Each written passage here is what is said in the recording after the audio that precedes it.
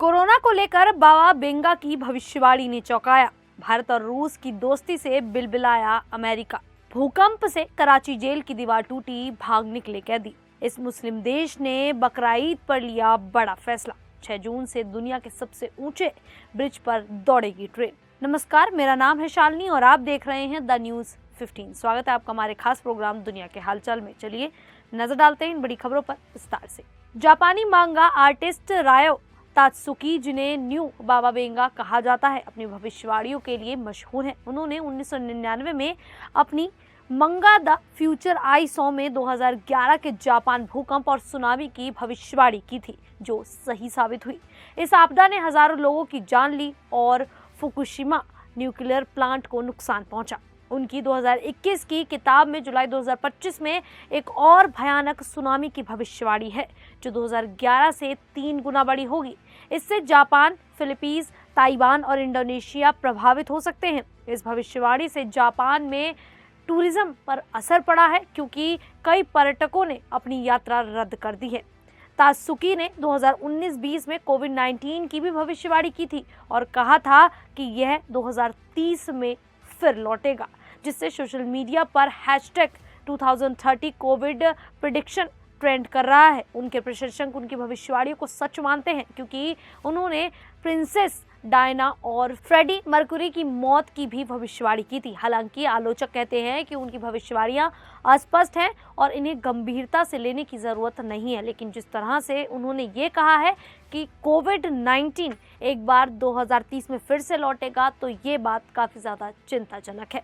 वहीं दूसरी तरफ आपको बताएं कि भारत ने हमेशा अमेरिका और रूस दोनों के साथ अच्छे रिश्ते रखने की कोशिश की है, लेकिन अब अमेरिका का रवैया बदलता दिख रहा है। अमेरिकी वाणिज्य मंत्री हावर्ड लुटकिन ने भारत के खिलाफ बयान दिया, जिसमें उन्होंने भारत के रूस से हथियार खरीदने और ब्रिक्स का सदस्य होने पर आपत्ति जताई। वॉशिंगटन डीसी में एक इंटरव्यू में लुटनिक ने कहा कि भारत का रूस से सैन्य उपकरण खरीदना अमेरिका को परेशान करता है। उन्होंने सुझाव दिया कि भारत को अमेरिका से हथियार खरीदने चाहिए और ब्रिक्स जैसे समूह को डॉलर के वर्चस्व को कम करने की बात करते हैं, उससे दूरी बनानी चाहिए।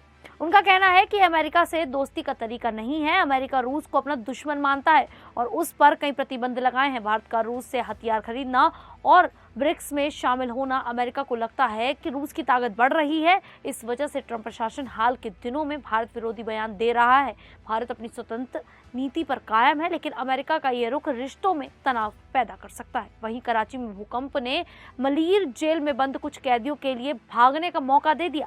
भूकंप के झटकों से जेल की दीवारों में दरारें आ गई। इसका फायदा उठाकर कई कैदी दीवारें तोड़कर भाग निकले। कराची के DIG मोहम्मद हसन सहतो ने बताया कि भूकंप के दौरान कैदी बैरकों से बाहर निकल आए और जेल के गेट तोड़कर कर्मचारियों पर हमला कर दिया। कुछ कैदियों ने कर्मचारियों से हथियार भी छीन लिए, जिसके बाद पुलिस और कैदियों के बीच गोलीबारी हुई। इस दौरान एक कैदी की मौत हो गई और कई घायल हुए। पुलिस ने भागे हुए कैदियों को पकड़ने के लिए गजाफी टाउन, शाह लतीफ और भैंस कॉलोनी जैसे इलाकों में तलाशी अभियान शुरू किया। अब तक 80 से ज्यादा कैदियों को दोबारा पकड़ा जा चुका है, लेकिन 135 अभी भी फरार हैं। जेल के बाहर रेंजर्स तैनात हैं और तलाशी जारी है। ये घटना 24 घंटे में कराची में आए 10वें भूकंप के साथ हुई, जिसकी तीव्रता 2.4 थी। सिंध के जेल मंत्री अली हसन जरदारी ने मामले को गंभीरता से लिया और जांच के आदेश दिए। उन्होंने कहा कि भागे हुए सभी कैदियों को पकड़ा जाएगा और लापरवाही बरतने वाले अधिकारियों पर कार्रवाई होगी। वहीं इस साल 6 और 7 जून को ईद उल अजहा यानी बकरीद मनाई जाएगी, जिसमें मुस्लिम समुदाय बकरे या अन्य जानवरों की कुर्बानी देते हैं। लेकिन 99% मुस्लिम आबादी वाले मोरक्को ने इस बार कुर्बानी पर रोक लगा दी है। राजा मोहम्मद VI ने भयंकर सूखे और पशुओं की कमी के कारण ये फैसला लिया। उन्होंने लोगों से कहा कि वे बकरीद को इबादत और दान के साथ मनाएं, न कि कुर्बानी करके। इस आदेश के बाद सुरक्षा बलों ने कई शहरों में छापेमारी शुरू कर दी और लोगों के घरों में कुर्बानी के लिए लाए गए जानवर, खासकर भेड़ें, जब्त कर ली। इस फैसले से मोरक्को में लोग बहुत ज्यादा नाराज हैं और सड़कों पर विरोध प्रदर्शन कर रहे हैं। उनका कहना है कि कुर्बानी इस्लाम का अहम हिस्सा है, जो अल्लाह के प्रति समर्पण दिखाता है। मुस्लिम वर्ल्ड ने भी इस फैसले को धार्मिक रीति रिवाज में दखल बताकर इसे खतरनाक मिसाल कहा है। हालांकि कुछ लोग आर्थिक और स्वास्थ्य कारणों से सरकार के फैसले का समर्थन कर रहे हैं। मोरक्को सरकार ने पशुओं की बिक्री पर भी रोक लगा दी है, जिससे तनाव और बढ़ गया है। वहीं जम्मू कश्मीर के रियासी जिले में चिनाब नदी पर बना दुनिया का सबसे ऊंचा रेलवे पुल चिनाब ब्रिज 6 जून 2025 को प्रधानमंत्री नरेंद्र मोदी उद्घाटन करेंगे। यह उधमपुर श्रीनगर बारामूला रेलवे लिंक का अहम हिस्सा है। इस दिन कटरा से श्रीनगर तक 2 वंदे भारत ट्रेन भी शुरू होंगी। साथ ही चिनाब ब्रिज और आंजी खंड ब्रिज का उद्घाटन होगा। केंद्रीय मंत्री जितेंद्र सिंह ने कहा है कि यह पुल न्यू इंडिया की ताकत का प्रतीक है। 359 मीटर ऊंचा यह पुल एफिल टावर से भी 35 मीटर ऊंचा है। 486 करोड़ रुपए की लागत से बने इस 1315 मीटर लंबे पुल को 2003 में अटल बिहारी वाजपेयी सरकार ने मंजूरी दी थी। इसके निर्माण में 22 साल लगे। पुल में 29,000 मीट्रिक टन स्टील और 6 लाख बोल्ट का उपयोग हुआ है। यह आर्च तकनीक से बना है, बिना नदी में पिलर बनाए। यह 125 साल तक टिकेगा और 100 किलोमीटर घंटे की रफ्तार वाली ट्रेन तेज तूफान, भूकंप और 30 किलो विस्फोटक भी झेल सकता है। इससे कश्मीर घाटी देश से सीधे रेल मार्ग से भी जुड़ेगा।